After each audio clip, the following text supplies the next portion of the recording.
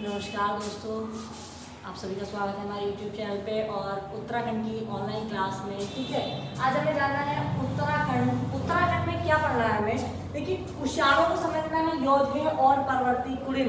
ये क्रम चल रहा है कि हमारे उत्तराखंड भूमि पर किस किस का आगमन हुआ था। हमने शुरुआत जो की थी बिल्कुल मूल प्रजाति से की थी। ये सबसे पहली प्रजाति कोल के बाद किरातों का आगमन हुआ, किरातों के बाद खसों का आगमन हुआ, खसों के बाद उत्तराखंड की पहली जो राजनीतिक शक्ति के रूप में सामने उभर कर आई थी वो हमने बात की थी कुड़िंदों की। कुड़िंदों को पछाड़ने के बाद बात आई थी शकों की, और शकों के बाद जब उत्तराखंड में शकों का आधिपत्य हो गया, उनका अधिकार हो गया, जब हमने पहचान कैसे की थी, जो साक्ष्य हमें मिले थे उत्तराखंड में से सूर्य मंदिर, वो सारी जानकारी हम आपको दे चुके हैं पिछली वीडियो में। आप हमारी पिछली वीडियो देखिएगा। उसके बाद क्या हुआ कि शकों के बाद किस किस का आगमन हुआ था। मुख्य रूप से यदि हम देखें तो कुषाण, योधे और परवर्ती कुलीन। अब इसमें कौन से राजा थे, कैसे हमें इसकी पहचान हुई, क्या लेख मिले, क्या सिक्के मिले, क्या साक्ष्य मिले, वो सारी ही बातें हम इसमें जानेंगे। ठीक है ना। तो उत्तराखंड में कुषाण है, योधे, परवर्ती कुलीन कब आए, कैसे आए, वो जानकारी हम ले लेते हैं। सबसे पहली बात तो शकों के बाद जब उत्तराखंड में शकों का आगमन हो गया था तो शकों के साथ ही साथ कुषाण हालांकि भारतीय इतिहास में भी बहुत प्रसिद्ध है, लेकिन हम बात कर रहे हैं उत्तराखंड की। तो कुषाणों के बारे में यदि हम जाने तो ये एक कबीला था मध्य एशिया का कबीला। ठीक है, यूईशी जाति एक कबीला कह सकते हैं, एक शाखा कह सकते हैं। यूईशी जाति के लोग थे। इनका आगमन बताया जाता है ये चीन से आए थे। अब बहुत से आगमन कि मध्य एशिया, ठीक है, नाम ले लिया, कोई दिक्कत वाली बात नहीं है। इसके अलावा इन्हें आर्यों से जुड़ा भी माना जाता था। जो कुषाण आए थे, कुषाणों को कहा जाता है कि चीन से आगमन हुआ था। ये यूईशी जाति कबीले से संबंधित थे। इसके अलावा इन्हें आर्यों से जुड़ा हुआ भी माना जाता है। अब इनकी जो जानकारी मिलती है कि ये कहाँ से आए, कैसे आए, यहाँ क्या कर रहे थे, तो वो जानकारी हमें मिलती है कुषाणकालीन अवशेष से। जो कुषाण काल में जो अवशेष मिले, साक्ष्य मिले, हो सकता है वो अभिलेख हो, लेख हो, या फिर सिक्कों की प्राप्ति हो, उस आधार पर या सिक्कों पर राजा का नाम अंकित हो, उससे पहचान ये हुई है, उससे जानकारी मिली है किसके बारे में, कुषाण वंश के बारे में। ठीक है। अब इन्होंने जो शासन किया था, वो शासन इन्होंने किया था, कुषाणों का शासन मुख्य रूप से जो इन्होंने शासन किया था वो किया था तराई क्षेत्र पर। तराई क्षेत्र में आज वर्तमान का उधम सिंह नगर आ जाता है, थोड़ा सा पौड़ी का एरिया, नैनीताल का एरिया, और इसके अलावा थोड़ा यूपी का एरिया। प्राचीन समय की बात आ रही है। तो मुख्य इन्होंने जो शासन किया था कुषाणों ने, वो किया था तराई क्षेत्र में। और तराई क्षेत्र में जो इन्होंने अपना शासन किया या आधिपत्य किया, वो किसके बाद किया था, शकों के बाद। यानी कि इससे पहले जो शक्ति उभर कर सामने आई थी हमारे, वो कौन सी थी, वो शक थे। ठीक है। अगर आपको शकों के बारे में जानकारी नहीं मिली है तो आप हमारी पिछली वीडियो में आराम से देख सकते हैं, उसमें सारी जानकारी आपको दी गई है। तो शकों के बाद किसका आगमन हुआ था, कुषाणों का आगमन हुआ था। किस कबीले से जुड़े हुए थे, कहां से आगमन हुआ था, इन्हें किससे जुड़ा हुआ माना जाता है, जानकारी किससे मिली है, क्या अवशेष जो मिले हैं कुषाणकालीन। इसके अलावा इन्होंने जो शासन किया है वो शासन कहां पर किया था, उत्तराखंड के तराई क्षेत्र की बात आ जाती है। तराई क्षेत्र यानी कि शकों के बाद। इनका जो मुख्य शासक था कुषाणों का, ये सवाल बन के भी आ जाता है कि कुषाणों का जो मुख्य शासक था या प्रतापी शासक था वो किसे कहा जाता है, तो वो था कनिष्क प्रथम। कुषाण वंश उत्तराखंड में चला था, यहाँ पर इन्होंने अपना अधिकार किया था, और उसमें नाम आता है मुख्य शासक कनिष्क प्रथम का। कनिष्क प्रथम इतना प्रतापी शासक है, मतलब कुषाण वंश में सबसे प्रतापी शासक जो माना जाता है वो किसे माना जाता है, कनिष्क को ही माना जाता है, जो कि धार्मिक प्रवृत्ति लिए हुए था। इसके अलावा यह साहित्य व कला प्रेमी भी था। इसके अलावा यह अपनी विजय के लिए भी प्रसिद्ध था। इसने युद्ध लड़े और अपने क्षेत्र का, अपने राज्य का विस्तार भी किया था। किसने किया था, कनिष्क प्रथम की बात यहाँ चल रही है, जो कि किस वंश से जुड़ा हुआ था, कुषाण वंश से जुड़ा हुआ था। कुषाण वंश का सबसे प्रतापी शासक माना जाता है। इससे जो अंतिम शासक था, ठीक है, जो कुषाण वंश है, इसका जो अंतिम शासक था वो था वासुदेव द्वितीय। तो सवाल मन में आपको याद होगा कि संस्थापक कौन रहा होगा, कनिष्क प्रथम का क्रम क्या है, वासुदेव द्वितीय है तो प्रथम कौन होगा, यही तो बातें यहाँ पर आ रही होंगी। कोई बात नहीं, हम आपको वो भी बता देंगे। ठीक है। तो मुख्य शासक उत्तराखंड से लेकर कनिष्क प्रथम धार्मिक प्रवृत्ति से बहुत अच्छा था, साहित्य एवं कला प्रेमी राजा था। इसके अलावा अपनी विजय के लिए प्रसिद्ध था, ये आप देख सकते हैं, कनिष्क द ग्रेट। ठीक है। कनिष्क के बारे में इनका जो राज्य विस्तार था ये हिमालय क्षेत्र का एरिया आ जाता है, मतलब कि तराई क्षेत्र या भी अन्य क्षेत्र जो है, ठीक है। अंतिम शासक वासुदेव द्वितीय। अब इनके राजाओं की स्थिति देख लेते हैं। कुषाण वंशीय शासक जो थे, अब एक तो आता है संस्थापक। ज्यादा से ज्यादा क्वेश्चन क्या बनते हैं, या तो संस्थापक, प्रथम शासक या अंतिम शासक, या बीच में अगर किसी ने इतिहास रचा हो या कोई अन्य बहुत ही फेमस घटनाएं उसके समय में हुई हो तो फिर उसको प्रसिद्धि मिल जाती है। तो पहला सवाल ये मिल जाता है कि कुषाण वंश का संस्थापक कौन माना जाता है, या कुषाण वंश का मूल पुरुष किसे कहेंगे। तो कुषाण वंश का संस्थापक कुजुल-कड-पिसेस या कुजुल-कड-पाइसेस भी हो सकता है, थोड़ा उच्चारण में हो जाता है, नाम में इतना चेंजेस हो जाता है, ठीक है। तो कुजुल-कड-पाइसेस। इसके बाद विरुतक्षम, विरुतक्षम ने भी शासन किया। विरुकड-पाइसेस का नाम क्या आता है, ये है कनिष्क प्रथम, जो कि बहुत ज्यादा प्रसिद्ध रहा था कुषाण वंश में, सबसे प्रतापी शासक। वशिष्ठ प्रथम कुषाण वंश का राजा था। भूमिष्ठ था, ठीक है। वासुदेव प्रथम, कनिष्क द्वितीय, वशिष्ठ, कनिष्क तृतीय और वासुदेव द्वितीय, जो अभी हमने बात की थी, अभी जो हमने बात की थी अंतिम शासक। अंतिम शासक कौन था, वासुदेव। तो 3 सवाल मुख्य रूप से यहाँ पे सामने आते हैं कि कुषाण वंश का संस्थापक किसे कहेंगे। तो कुषाण वंश का संस्थापक होता है कुजुल-कड-पिसेस की बात आ जाती है। इसके अलावा जो कुषाण वंश का सबसे प्रतापी शक्तिशाली शासक था, जिसने अपने राज्य का बहुत ज्यादा विस्तार किया था, धार्मिक प्रवृत्ति से बहुत अच्छा राजा था, इसके अलावा साहित्य और कला प्रेमी भी था, तो वो राजा आ जाता है कनिष्क प्रथम की बात आ जाती है, कनिष्क प्रथम।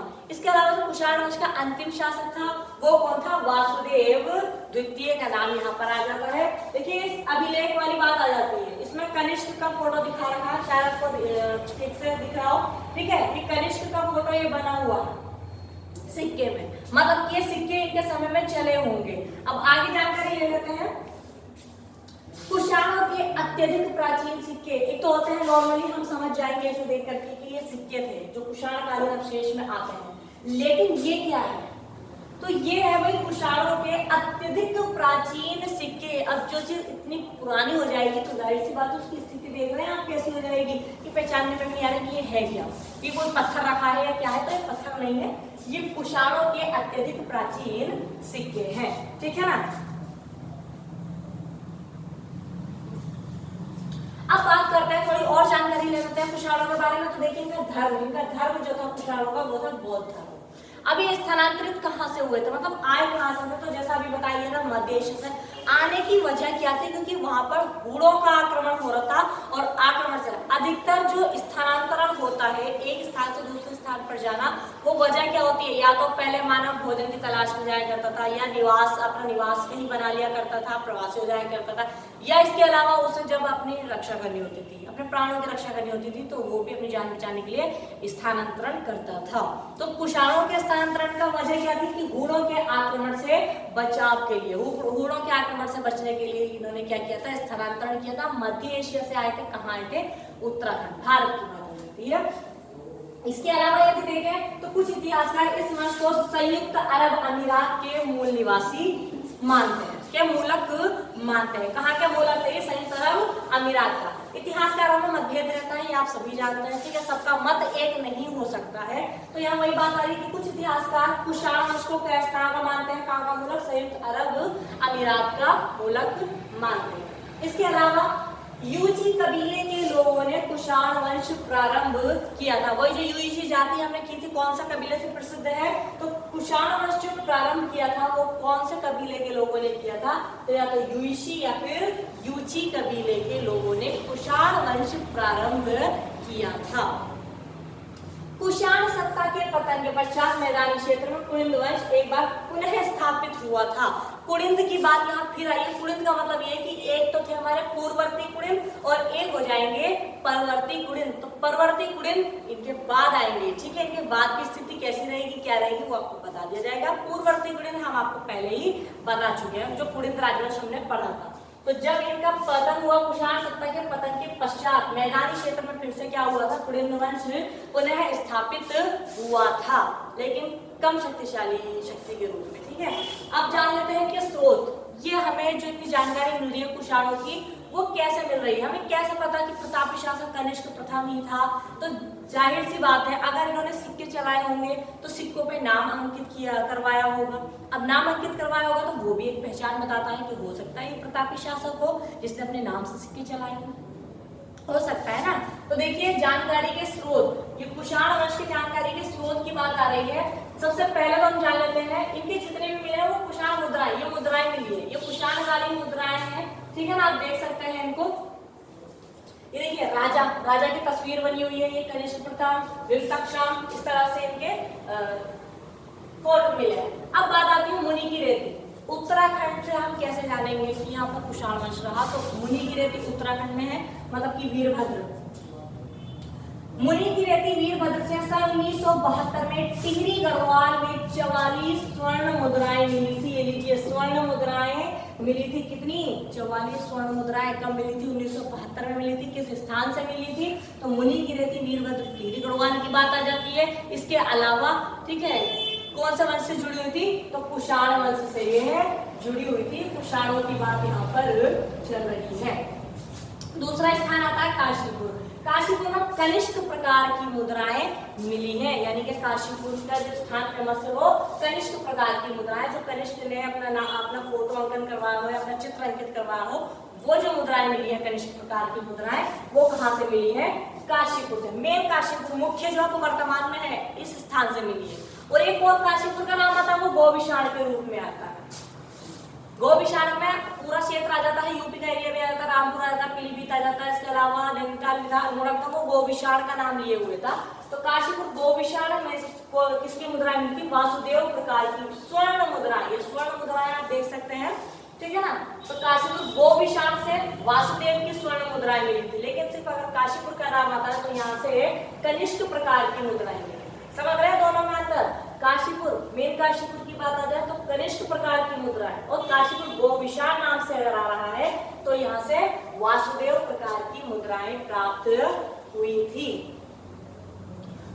बिजनौर के क्षेत्र से अगर देखें तो यहाँ से वासुदेव प्रकार की 5 स्वर्ण मुद्राएं प्राप्त हुई थी। कितनी मुद्राएं, 5 स्वर्ण मुद्राएं वासुदेव प्रकार की। खटीमा जैसे कथनपुरी, कंचीपुरी, कहीं कहीं पर कंचीपुरी नाम भी आपको मिलेगा, तो खटीमा कथनपुरी कंचीपुरी भी नाम दे रखा है, इसे प्राचीन नाम से कहा गया। तो खटीमा में जो आज वर्तमान में हम खटीमा के नाम से जानते हैं, कथनपुरी से 7 स्वर्ण कुषाण मुद्राएं प्राप्त हुई थी। इसके अलावा ऋषिकेश का नाम आता है, ऋषिकेश से तांबे की कुषाण मुद्राएं प्राप्त हुई थी। देखिए सब जगह से स्वर्ण मुद्राएं हुई है, लेकिन मतलब कि जो सिक्के चले थे, जो मुद्राएं प्राप्त हुई हैं, ठीक है, उनमें जो वो किस धातु की थी, तो या तो स्वर्ण की कहेंगे या फिर स्वर्ण की कहेंगे या फिर तांबे की कहेंगे, ठीक है, दोनों ही आपको आप फोटोज में आराम से देख सकते हैं। तो ऋषिकेश से तांबे की कुषाण मुद्राएं भी मिली थी। इसके अलावा बताया जाता है कांति प्रसाद नौटियाल द्वारा, कांति प्रसाद नौटियाल की पुस्तक थी archaeology of Kumaon. Archaeology of Kumaon में गोविशाण का उल्लेख करते हुए बताया गया कि गोविशाण जो थी वो कुषाणों का प्रमुख नगर था। गोविशाण की स्थिति आप देख सकते हैं, गोविशाण कुषाणों का प्रमुख नगर माना जाता है, ठीक है। इस बात का वर्णन जो मिलता है किसकी पुस्तक में, कांति प्रसाद नौटियाल की पुस्तक में मिलता है। पुस्तक का नाम आर्कियोलॉजी ऑफ कुमाऊं। किसी भी तरह से प्रश्न बन सकता है, आप चैप्टर को अच्छे समझिए, आप हर सवाल का जवाब दे सकते हैं, ठीक है।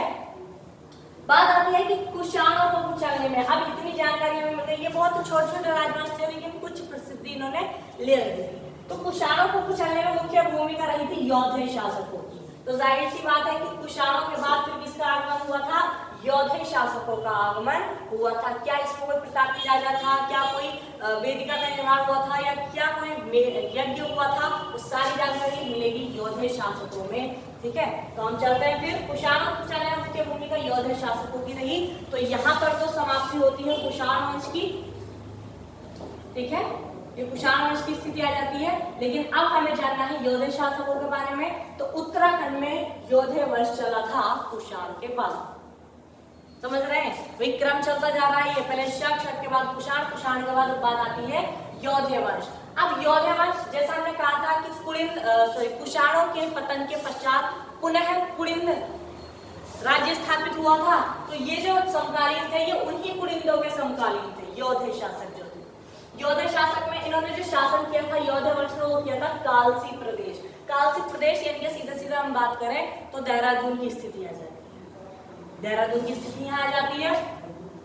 मुद्रा प्राप्ति स्थल, ज्यादातर जो इनके प्राकृतिक स्रोत हैं, जो इन्हें हमें जो जानकारी इनकी मिलती है वो ज्यादातर मिलती है इनकी मुद्राओं से। जैसे कुषाणों की मुद्राएं प्राप्त हुई स्वर्ण की और तांबे की, वैसे ही नाम आता है उत्तराखंड में योद्धा वंश की जो जानकारी मिलती है वो कैसे मिलती है। तो इनके मुद्रा प्राप्ति स्थल देख लेते हैं।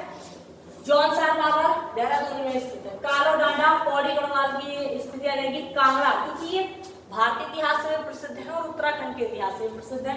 कांगड़ा, शिमला और सहारनपुर हिमाचल प्रदेश और यूपी, उत्तर प्रदेश का एरिया भी लगा हुआ है, साथ ही साथ उत्तराखंड। तो बहुत ज्यादा विस्तार लिया हुआ था। योद्धा वंश की बात आ रही है। अब योद्धा वंश में हालांकि इनके जो राजा रहे उनका क्रम तो एक साथ नहीं मिलता है, लेकिन प्रतापी शासक का जिक्र जरूर हुआ है। देखिए योद्धा वंश के प्रतापी शासक थे शीलवर्मन। शीलवर्मन का नाम हमने पहले भी सुना था, जिन्होंने अश्वमेध यज्ञ कराया था। ठीक, तो योद्धा वंश के प्रतापी शासक कौन थे? शीलवर्मन। बहुत सारे ने कुलिंदों का भी प्रतापी शासक माना है। ठीक है, तो योद्धा वंश के प्रतापी शासक शीलवर्मन ने यमुना नदी तट पर स्थित बाणवाला यज्ञ वेदिका का निर्माण कराया था 3वीं शताब्दी में। अब बाणवाला यज्ञ वेदिका देख सकते हैं, क्योंकि इन्होंने जब यज्ञ कराया जाएगा तो एक वेदिका का निर्माण, यज्ञ वेदिका भी तो तैयार होगी ना, यज्ञ वेदिका, यज्ञ कराने के लिए यज्ञ वेदिका तैयार होगी। तो प्रतापी शासक थे योद्धा वंश के शीलवर्मन। इन्होंने जो बाणवाला यज्ञ वेदिका का निर्माण कराया कौन सी नदी के तट पर? यमुना नदी के वाम तट पर कराया था। 3वीं शताब्दी की बात आती है। तो शीलवर्मन ने अश्वमेध यज्ञ के दौरान ही इस वेदिका का निर्माण कराया था। और ये वेदिका हमें जो आज प्राप्त होती है वो एक खंडर के रूप में, एक बिखरी अवस्था में, आप देख सकते हैं टूटी फूटी अवस्था में ये हमें प्राप्त हुई है। तो इससे पहचान ये होती है कि राजा शीलवर्मन जो कि योद्धा वंश का प्रतापी शासक था, उसने क्या किया था? यमुना नदी के बाएं तट पर क्या करवाया था? अश्वमेध यज्ञ कराया था। और यज्ञ कराने के लिए इसने बाण वाला स्थान पर क्या करवाया था? यज्ञ वेदिका का निर्माण भी कराया था। ये बात हुई। युगशय का गोत्रीय वंश भी काशी प्रदेश में उस समय शासन कर रहा था, ये आप देख सकते हैं। ठीक है, यमुना के निकट ये अश्वमेध यज्ञ की स्थिति यहाँ पर ये खंडर के रूप में आज हमें देखने को मिलता है। तो यहाँ पर यज्ञ कराया गया था। तो उत्तराखंड में योद्धा वंश की स्थिति अगर हम समकालीन देख लें तो परवर्ती कुलीन की बात आ जाएगी। शासन कालसी प्रदेश में शासन कर रहे थे। इनकी मुद्रा प्राप्ति के जो स्थल मिलते हैं जौनसार बाबर, कालो डांडा, कांगड़ा, शिमला, सहारनपुर।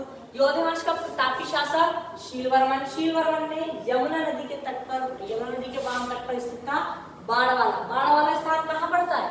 देहरादून में ही तो पड़ता है। ठीक है, तो बाणवाला यज्ञ वेदिका का निर्माण कराया था। इसके अलावा इन्होंने क्या किया था? अश्वमेध यज्ञ भी कराया था। शीलवर्मन की बात यहाँ पर आती है। अगला और लास्ट देखते हैं यहाँ पर कर्तृपुर राजवंश, जिसे परवर्ती कुलिंद भी कह सकते हैं। कर्तृपुर राजवंश जिसे परवर्ती कुलिंद भी कह सकते हैं। इसके संस्थापक वही कुलिंदी माने जाते हैं जो अभी हमने पहले बात की थी। ठीक है, क्योंकि कुषाण समाप्त हुए तो कुषाणों का पतन हुआ और किसने दोबारा से स्थापना की थी? कौन सा राजवंश पुनः स्थापित हुआ था? कुलिंद। तो वही कुलिंद की यहाँ बात आ रही है। तो कर्तृपुर राजवंश कह लीजिए या फिर परवर्ती कुलिंद के नाम से आप इसे जानिए। तो इसके संस्थापक कुलिंद ही माने जाएंगे। कुलिंद गुप्तों के समकालीन थे। इनका जो क्षेत्र विस्तार था वो उत्तराखंड कह सकते हैं, हिमाचल प्रदेश कह सकते हैं, बुंदेलखंड की उत्तरी सीमा भी कहा जा सकता है, तो उत्तराखंड, हिमाचल प्रदेश, बुंदेलखंड की उत्तरी सीमा पर किसका विस्तार था? कुलिंदों का। परवर्ती कुलिंद कहेंगे, परवर्ती कुलिंद या फिर कर्तृपुर राजवंश चला था योद्धाओं के बाद। समकालीन गुप्त वंश उस समय चल रहा था और इसका जो हमें वर्णन मिलता है परवर्ती कुलिंदों के बारे में जो हमें जानकारी मिलती है वो मिलती है प्रयाग प्रशस्ति। प्रयाग प्रशस्ति आप यहाँ देख सकते हैं कैसे कैसे लेख मिले। इसका जब हम पढ़ा गया, इसका विस्तार किया गया तो पहचान ये मिली कि जब गुप्त वंश चल रहा था भारत में तो उस समय उत्तराखंड में, यदि हम देखें उत्तराखंड, हिमाचल प्रदेश, बुंदेलखंड की उत्तरी सीमा पर कौन सा वंश चल रहा था?